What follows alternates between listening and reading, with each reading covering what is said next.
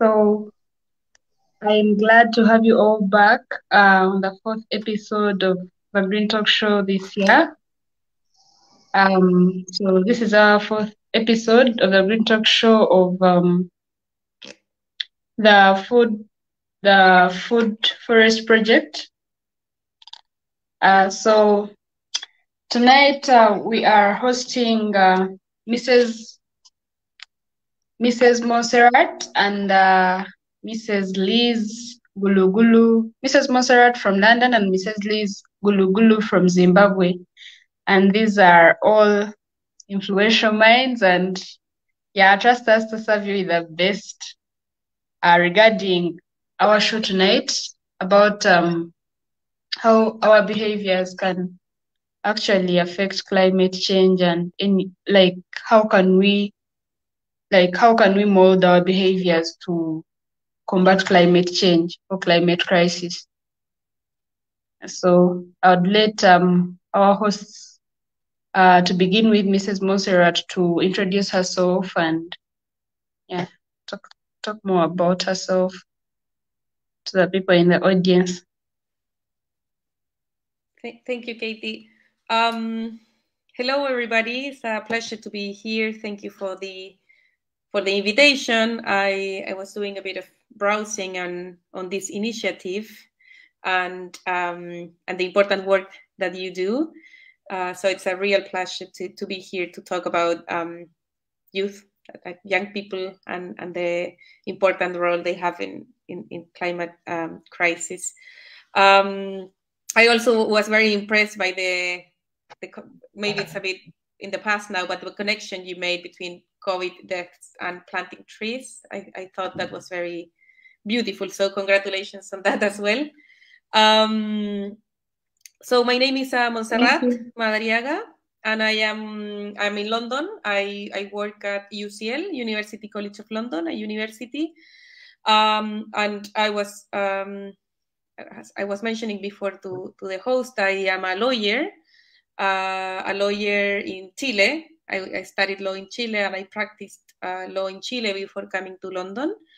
And I do environmental law. So my research and what I do in UCL is work in various projects, and also in teaching environmental law to students. And particularly focusing on climate change, international climate change, the climate change negotiations. And so in my research, I also go to the international negotiations, and I see firsthand the interaction between various actors there. Governments go there, negotiations go there from different countries, but also a lot of observers, NGOs, and of course, the youth as well. So that's a little bit of context about me and about what I do. Okay. Thank you, Mrs. Monserrat. Then I would love to have Mrs. Elizabeth also introduce herself and let the viewers know her more. Thank you so much for the opportunity to speak. My name is Elizabeth Gulugulu Machache. I am based in the UK, but Zimbabwean. I'm the Global South focal point for the official Children and Youth constituency to the UNFCCC, which is the United Nations Framework Convention on Climate Change. I have a background in environmental science, currently pursuing my MSc, my master's program in biodiversity conservation. Thank you. Okay. So I welcome you all once again to this Green Talk Show. And then I would love to promise the viewers out there that you're going to learn. And I hope when you learn, you apply what you've learned. So it's not just about hearing and then going there and doing your own things. So you should learn and then go and apply. So we are combating climate change, all of us all together. It's not just making the talk shows. No, it goes beyond that. Whatever you learn, you might be capable of applying it. And it's not just for you or for us, but I mean, this is saving the future and future generations to come. even though we are not there anymore, we hope to make the environment favorable for the coming generations. So I hope you all learn and then apply what you've learned. So to start with, I will start with Mrs. Monserrat. Being a lawyer, and that means, and more so being an environmental lawyer. Could you please tell us on how, like, the frameworks you design and the risk management strategies you come up with can help change people's behavior on how they can combat climate change, on how they can react towards climate change, or on how they can adopt with the ever-changing climate of late, or how they can, calm it down, because it's always changing. Yes. And Well, I think that there are various aspects, core aspects, when it comes to environmental law and how it impacts and promotes a better environmental behavior from everybody.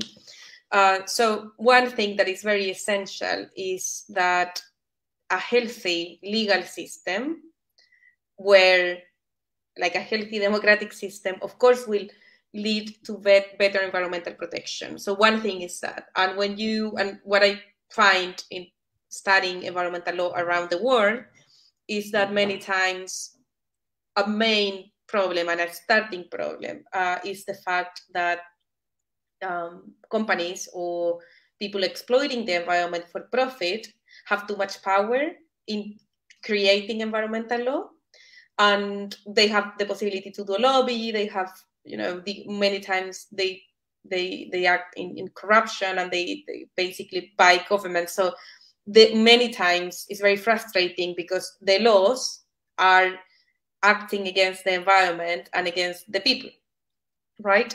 So in that sense, it becomes really important to participate, and to participate, of course, through voting, and be very much aware of this. But also, the more organization there is, the more involvement there is in these discussions, the more the climate crisis is transformed into a political issue where it's relevant for how people vote. Then of course it's going to make it into the agenda, because if there's no participation, then it's like just leaving that game free to carry on.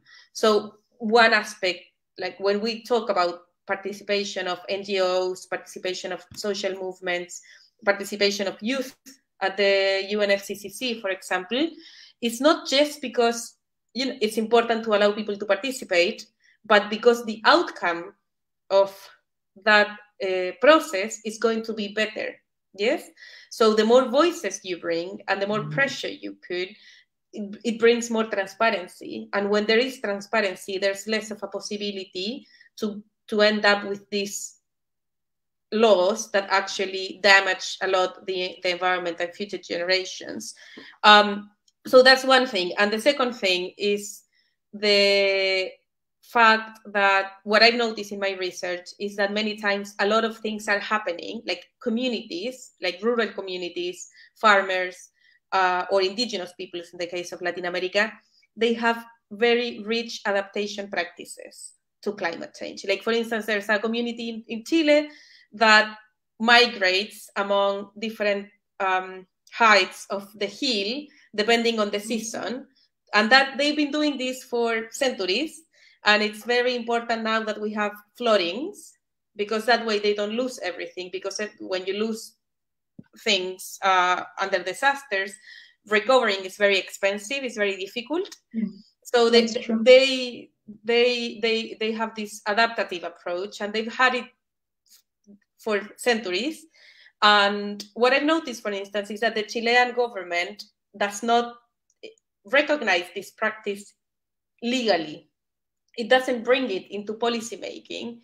And it could be a very good thing for other people to actually do it as well, for a way of, designing cities in the future, or designing housing or for land use, etc. So that's why I think that one of the core issues is participation, because otherwise you have either corrupt interests or just people who do not have the best ideas necessarily drafting these very important laws, and we don't benefit from the knowledge and experience that is already out there. Okay. Yeah, and thanks so much, Mrs. Monserrat. And to ask more, like, you being a lawyer, that means you've dealt with quite a large number of people, and of course, with different mindsets, with different backgrounds, with different ways of seeing things in life or adaptation behaviors. How would you?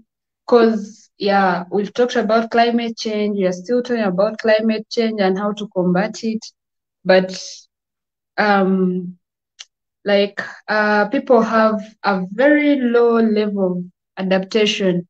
Their adaptation behaviors are very low. So how would you encourage people according to, of course, how experienced you are with dealing with people?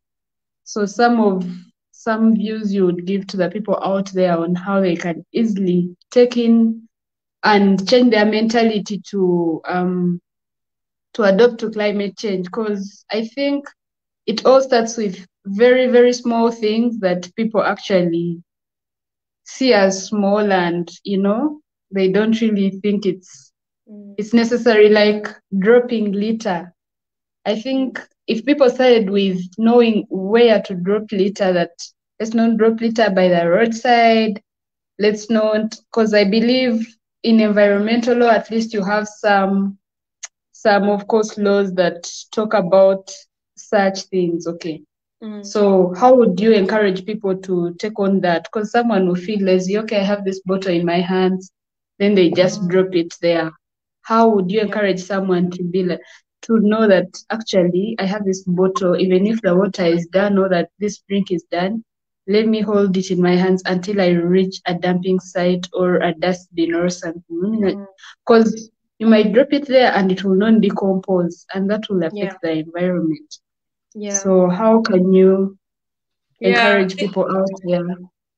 Thank you for the question, because actually, as lawyers, we tend to think like, oh, the solution is the law. And so when you think about law-based solutions, you think about incentives or punishment. So the carrot or the stick. And in my, like what I think, that when it comes to like big companies and environmental pollution, you need the stick, because you need to apply a fine that is high enough as to deter them from polluting, for instance.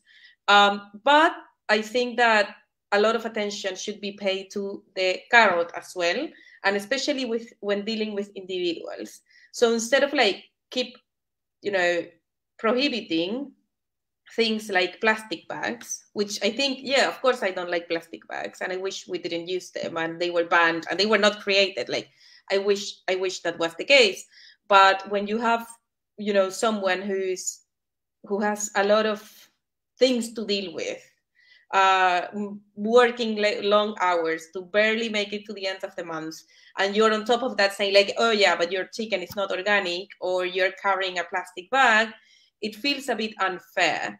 So I don't particularly like this approach of you as an individual should take the burden for something for what actually maybe you're not so responsible.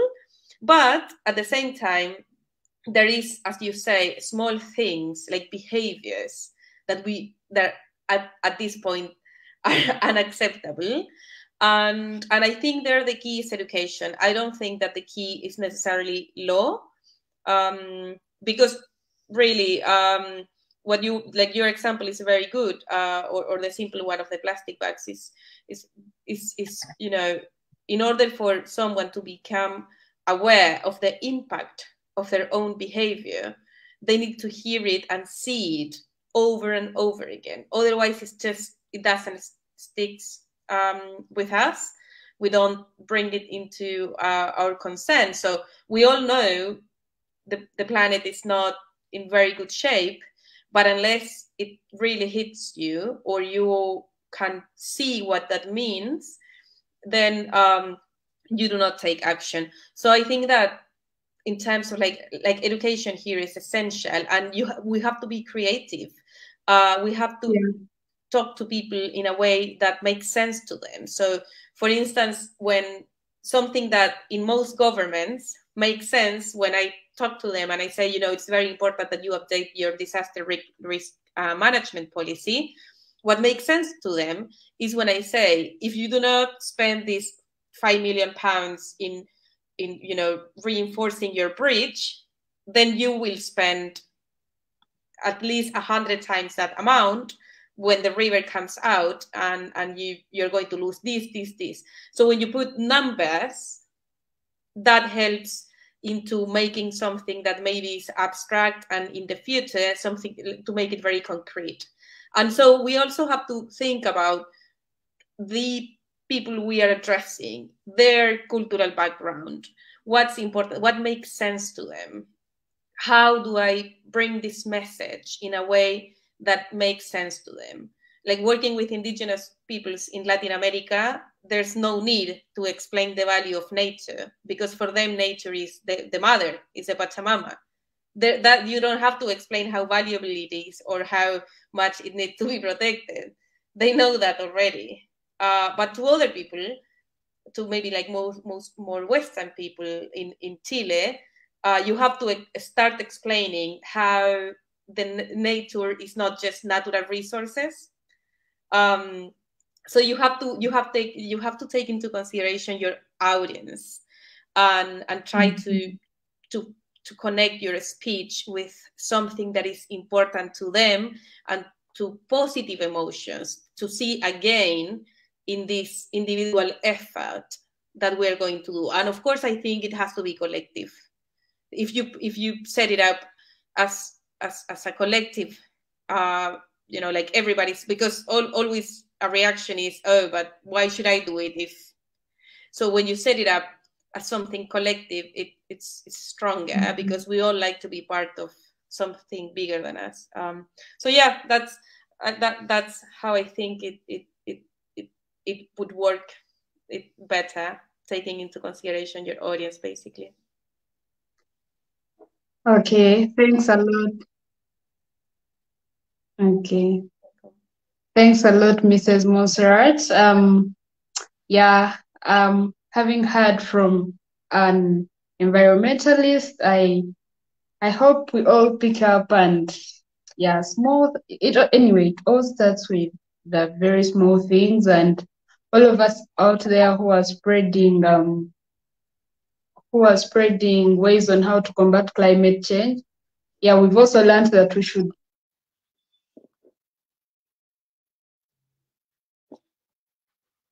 with, and then we sorry to go back, I think there was a bit of internet an issue.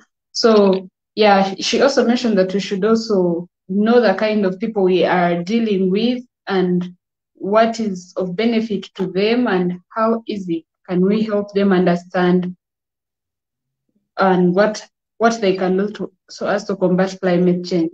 So with that said, Mrs. Monserrat, we would of course want to listen from you more and more, but I would love now to welcome Mrs. Elizabeth Thank you. to take us through as an environmentalist as well, because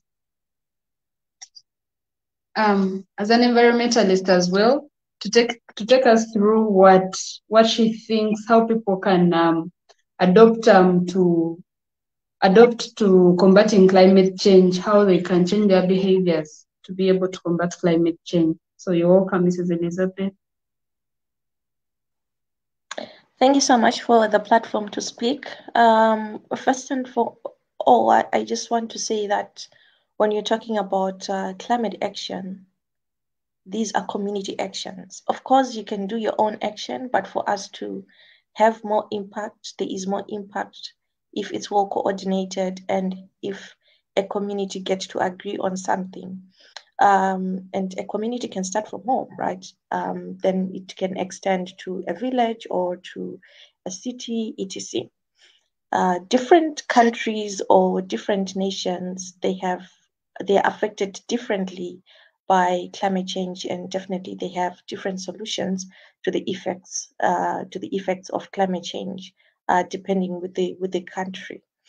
But one thing I would love to emphasize on is on issues to do with behavior and how on behavior and how to address some of the impacts and effects that are affecting us. Well, I come from the southern part of Africa, which is quite known of very good temperatures throughout the year. I'm talking about temperatures from 22 degrees to 32 degrees Celsius, meaning especially my country is known as an agro-based economy. We do plant a lot of maize. We do plant a lot of millet, rapoko for the nation. And for the past years, we could do that to the extent that we could export to other countries. But due to climatic effects, it has become even challenging to meet our own needs as a country in terms of national food security, which is a huge climatic impact that is affecting not only countries from the southern part of Africa, but most developing countries. I'm also talking about the Middle East that experience a lot of water shortages. Definitely, we cannot talk about food security without addressing issues to water security. So you'd find out that as a way to address some of these impacts, we have had some young people coming up with different innovations to adapt to the effects of climate change within the agricultural sector or to mitigate to the effects of climate change. So by adapting, we all know that adapting or adaptation, it relies on massive financial support. It could be from the developed countries or from the governments itself. So it hasn't been easy, especially for countries in the global south, to really adapt because they do not have the resources for them to adapt. I mean, there are new techniques that have been spoken throughout for ages like climate smart agriculture, regenerative agriculture, all these techniques. If we want to be practical or realistic on the ground, they do need financial capacity and technical capacity in order for people to adapt. Young people have tried to advocate for drought tolerant crops within different regions and different nations as a way to secure food in different communities or in different provinces. But definitely, this is really not easy. Yes, they are drought tolerant crops, but also agriculture is, when we look at agriculture, it's just not about having access to water, but we also have other effects that are related to climate change, like pests and diseases, which has also been contributing to food shortages themselves. So, in other words, what I'm saying is the water can be there, but if we do have pests and diseases because of fluctuating temperatures, let's say it's hot today, tomorrow it's cold, the day after it's raining, then definitely it will affect any kind of crop, especially some sensitive crops like millet and wheat.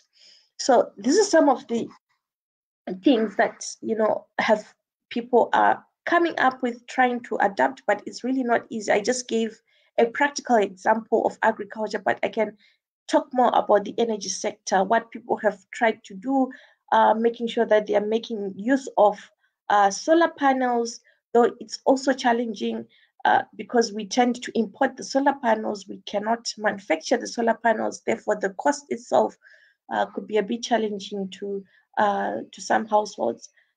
Even when you're talking about waste management, people have tried to practice waste separation or separation at source, recycling. These are some of the issues that people have, have have tried to do in response to climatic effects.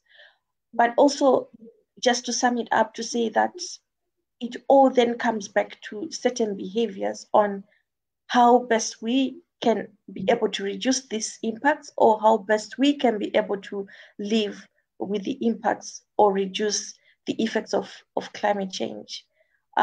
What I have seen, what I have seen working in the past, I don't know, decades or what is, passing of information, uh, passing of information from generation to generation. It's something that actually helps us. I mean, from our forefathers in our community, we value storytelling. And for me to be where I am, we have been taught lots and lots of stories by our grandmothers and by our grandfathers on how they've managed to preserve and protect the forest, how they've managed to protect their fields, how they've managed to predict that there's a drought that is coming, which also sometimes contributes to us making good decisions in terms of environmental conservation, because of when you decide to reflect back to what they had been saying.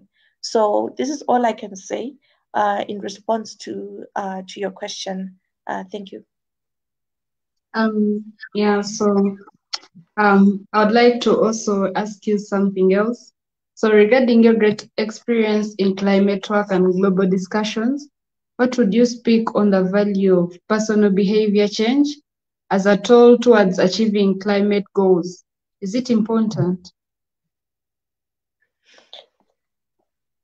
Definitely, I would say it's really important. I mean, it's really, really important, because if we can fix our behavior, it means that we are also playing a part in reducing greenhouse gas emissions. I mean, there is a study, I read this somewhere, but it mentions something like household behaviors are responsible for at least 72% of global greenhouse gas emissions, which means a lot to us as human beings. And it also means that we can play a role in making sure that we are eating healthy. We can play a role in making sure that we are using sustainable transport services, where you can most probably use a train or a bus. You will not use a flight. Uh, Even energy itself, most African houses, people, they just leave going to work, they leave the lights on, especially the outside lights. They are on 24/7. We can all play a role, play a part in that, making sure that we are just conscious on how we are managing our electricity, right? How we are saving water, how we are contributing to sustainable waste management, how we are making sure that our communities are aware of environmental proper waste management, and also the changes that are constantly happening as far as climate change is concerned. So behavior plays a very important role when we are looking at how we could reduce greenhouse gas emissions, starting from household level to community level to provincial level, then to national level, then it feeds on to the global or international level.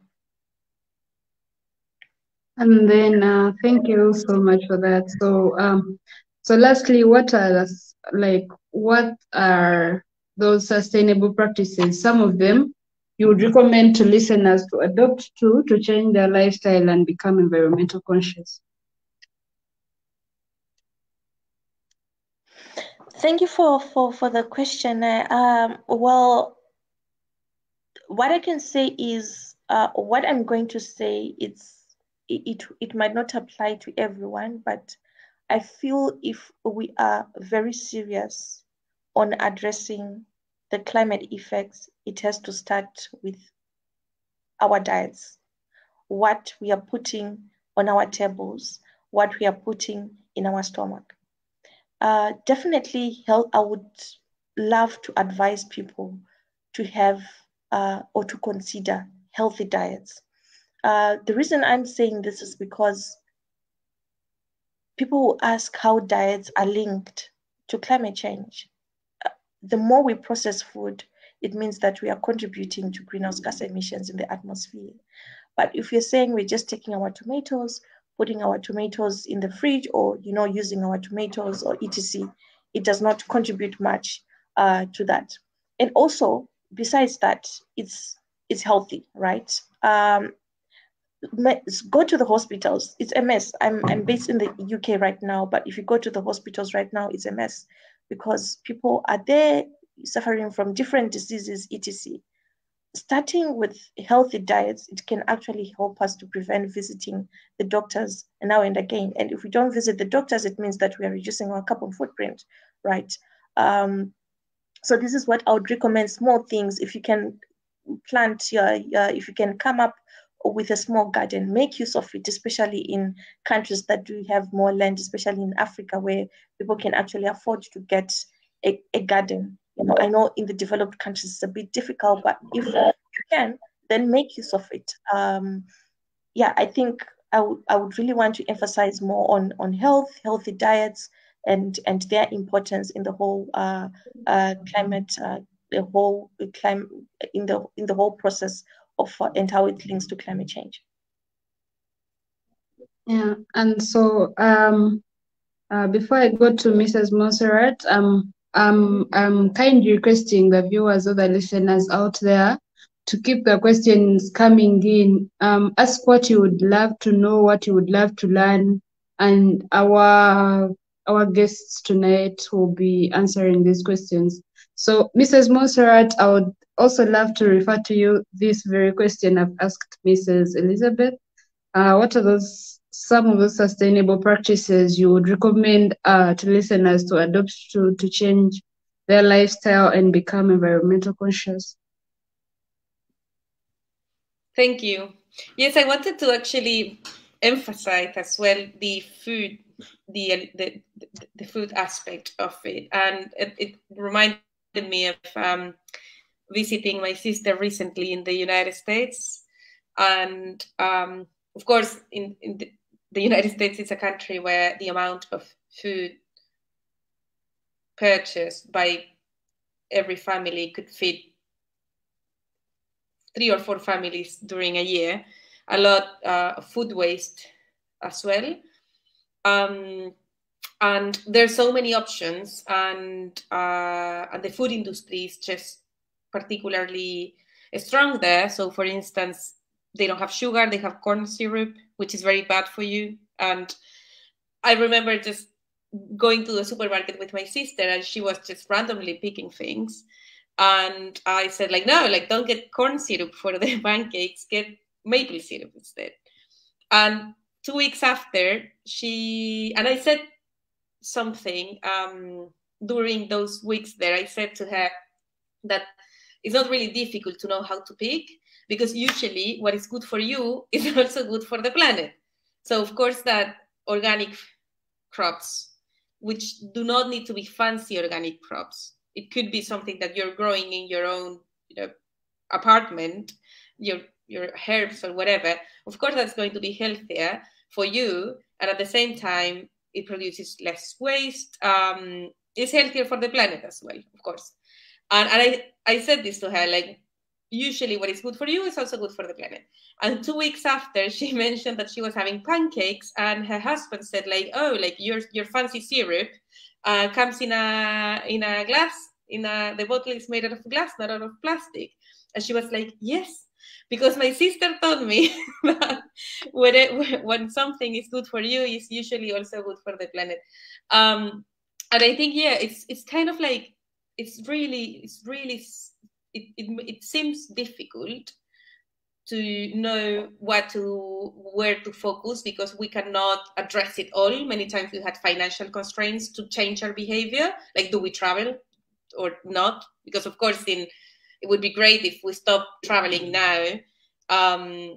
So we always feel a bit torn by all of these choices, but actually there's a connection among what is good for you and what is good for the planet. So in terms of individual choices, when it comes to food, I'll say local, seasonal, and hopefully, you know, organic or not processed. And that's going to be great for you. You're going to feel better. And at the same time, it means that probably the impact that producing this food had in the planet was substantively less than more complex and processed food, or food coming from abroad.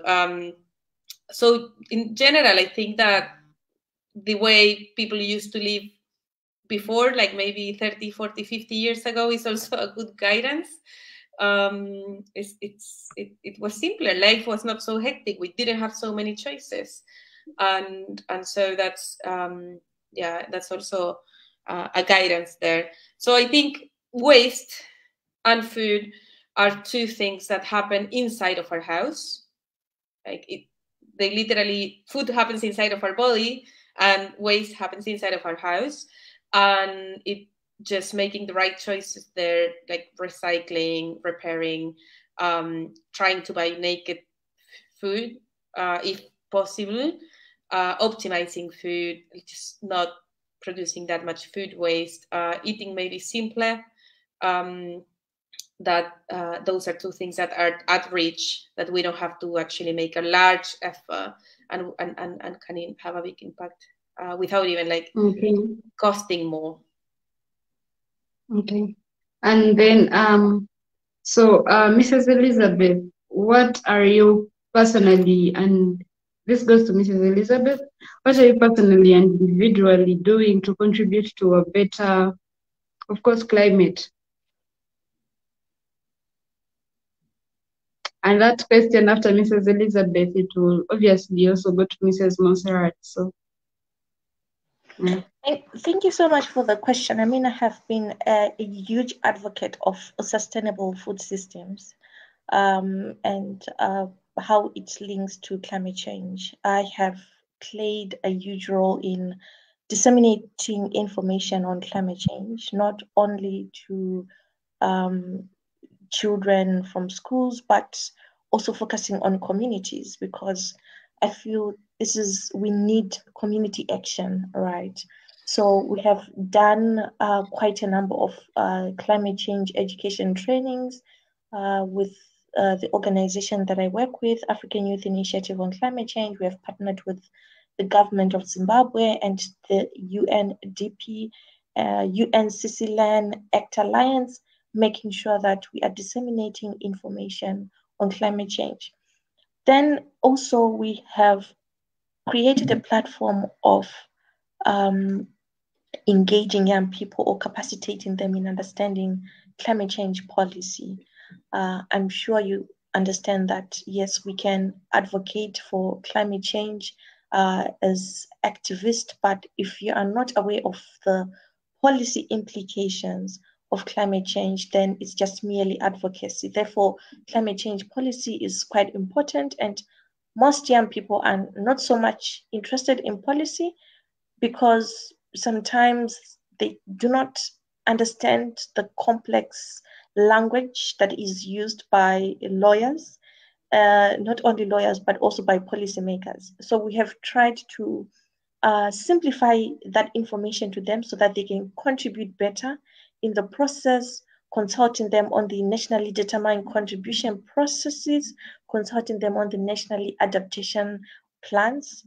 That way, it helps us to reach out to them, to put them on the table for them to share.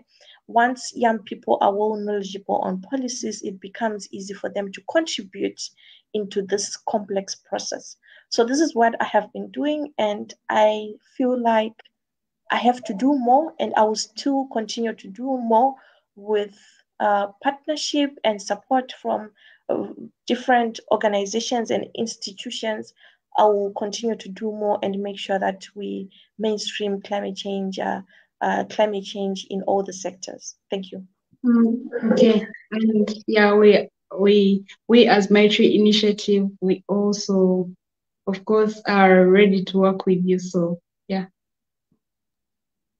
And so I would also ask Mrs. Monserrat, what are you personally and individually doing to contribute to a better environment and, of course, climate at large? Well, like personal habits, I think that, well, first, of course, my work. So I work a lot in policy incidents, and that means advising people or giving NGOs the tools that they need to go and demand further action in their government. And when it comes to adaptation, that's very, very important. Like, for instance, we're facing a super big fire now in the south of Chile, and because of climate change and because of environmental degradation and the crops there, the fire just started in an area that is basically dry now, just with pines, and it's been more dramatic than it would have been if different trees were planted there, like more native tree. So one contribution I'll say is, of course, my work and trying to to work so we have better laws and better policies, more effective policies.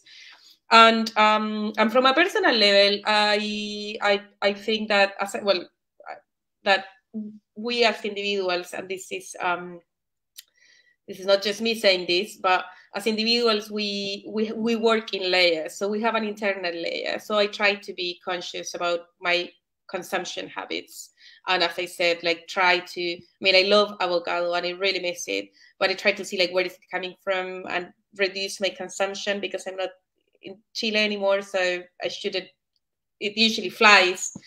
So making these sort of like trade-offs to make myself feel better, or going to, there's these apps to waste to go food, where you rescue food that is about to get bad, especially in a country, and it depends on where you are. I am in a country where food waste is just massive. It's just infuriating. So I try to do that little bit. I buy a lot of second-hand clothes, like charity shops, or handmade, because I have to travel for work, and I go to places like Mexico and other parts of Latin America, where things are made in a very sustainable manner. So the habit of consumption in general is something that I try to embrace without being too fanatic, because I recognize that I have my limitations as well. And then, of course, organization. I think that it's very important to form part of a movement. So I really think that if it's a youth movement, if you're in uni, form an interest society in order to maybe learn a bit more. I go to a lot of events where I'm invited, and I'm fascinated by the variety of organizations out there concerned with the environment. In the Netherlands, for instance, there's like these grandparents against climate change, and they're bringing the government to court because they have the time and the resources to actually do it. So I think that forming part of a movement, of an NGO, is also very important. So I've been in different NGOs as well, and I'm for part of this. I cycle, so that's also individual. And then, of course, political organization. So eventually these things become, there's climate protest, climate activism, and when it hits your door, you have to answer it and add to those numbers. So I would say these three layers: consumption, organization, and activism, and then of course protesting as well.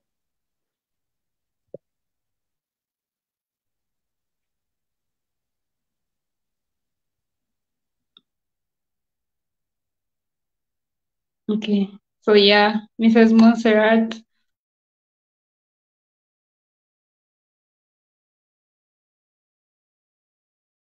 Also, as a Maitri initiative, both of you, yeah, we are really thankful. At this point in time, let me take on the initiative to welcome any questions from the audience. Anyone with a question or anyone who wants to know about anything, yeah, kindly type in your question, I'll be able to read it to the guests and they'll be able to answer.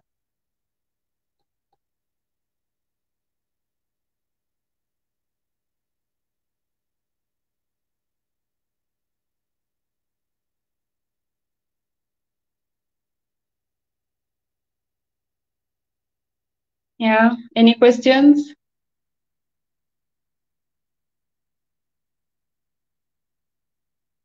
I don't know. Let me look through the chat.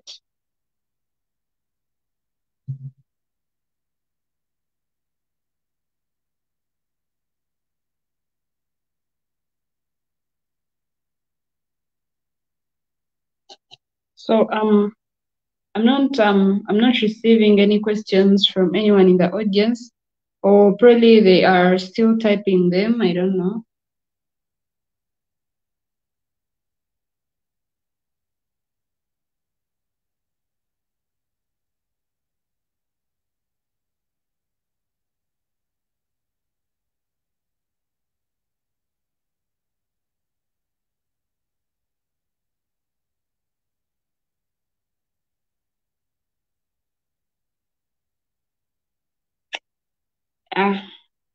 So seeing Ismail is tuned in. Ismail says thank you very much. MTY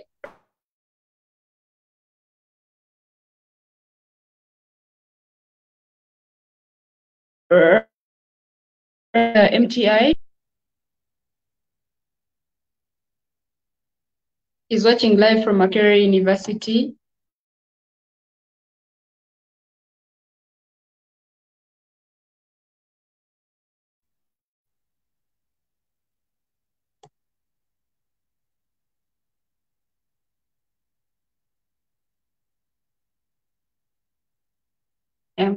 So I think I should have your last remarks to these people, to the people out there, of course, to the entire world.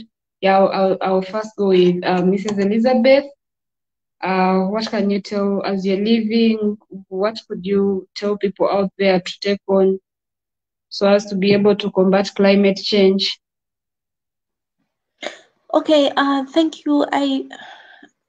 I believe in coordination and partnership as far as addressing the climate crisis is concerned.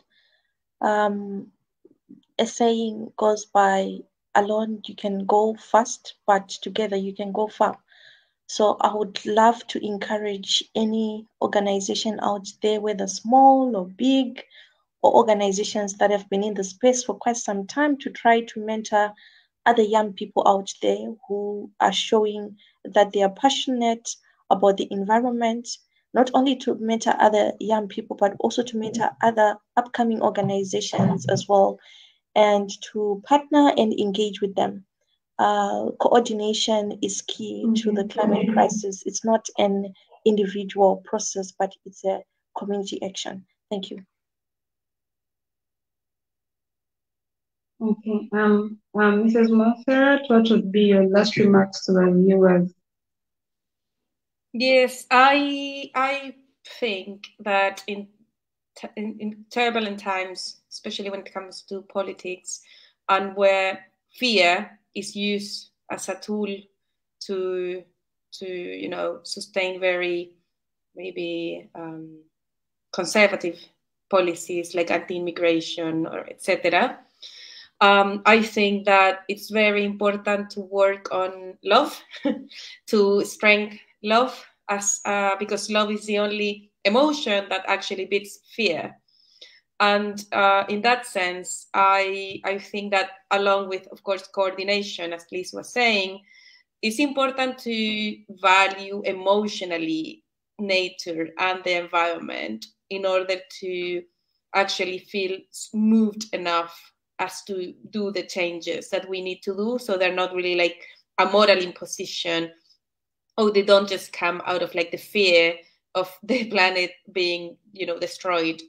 So yeah, I think that's key, like just feel love for nature And for that, you just have to go out there and explore it and take and be conscious of what it is, how it provides for you, and from then you will have a strong base to start your coordination, your action, and your individual changes as well.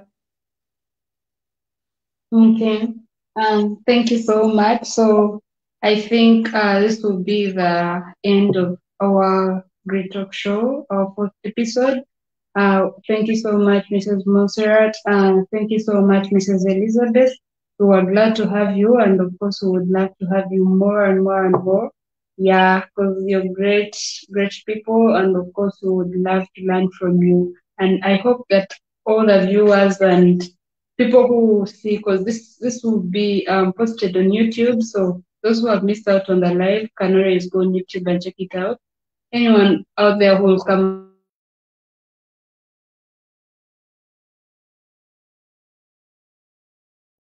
across it, I really hope you adopt it. Like we said, you pick it up, and yeah, let's fight climate change together. Thank you so much. Thank you. Thank you. It was a pleasure. Thank you. Okay, Bye. bye bye.